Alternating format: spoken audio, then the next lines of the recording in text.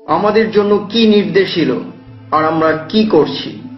বলা হলো দুরূদ পাঠ করার জন্য, আর আমরা শুরু করলাম মিলাদ পাঠ। বলা হলো টাকা দিয়ে যাকাত আদায় করতে, আর আমরা শুরু করলাম লুঙ্গি শাড়ি বন্টন।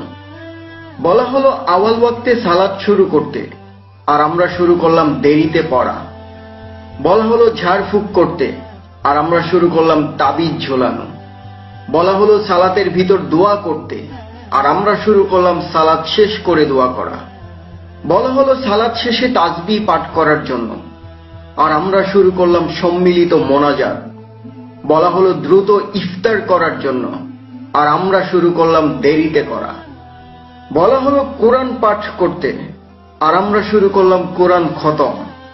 বলা হলো কোরআন ধীরে বুঝে পাঠ করার জন্য, আর আমরা শুরু করলাম প্রতিযোগিতার মতো দৌড়। বলা হলো পরিবারের সবার জন্য নিজে দোয়া করতে, আর আমরা শুরু করলাম হুজুর ভাড়া করা। বলা হলো মাইয়েতের জন্য সাদকায়ে জারিয়া করার জন্য, আর আমরা শুরু করলাম কুলখানি। বলা হলো কোরআন সুন্নাহকে আঁকড়ে ধরতে, আর আমরা আঁকড়ে ধরলাম পীর ফকির দরবার।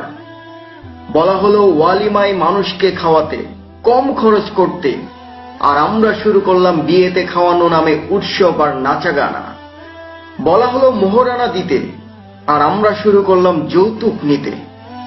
বলা হলো মসজিদ নির্মাণ করতে, আর আমরা শুরু করলাম খানকা বা মাজার নির্মাণ করতে।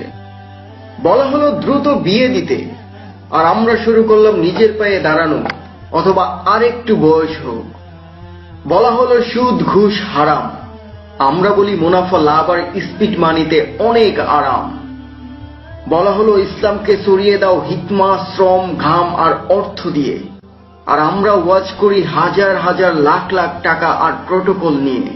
আল্লাহ তাআলা আমাদের সবাইকে সঠিক আমল করার তৌফিক দান করুক, আমিন।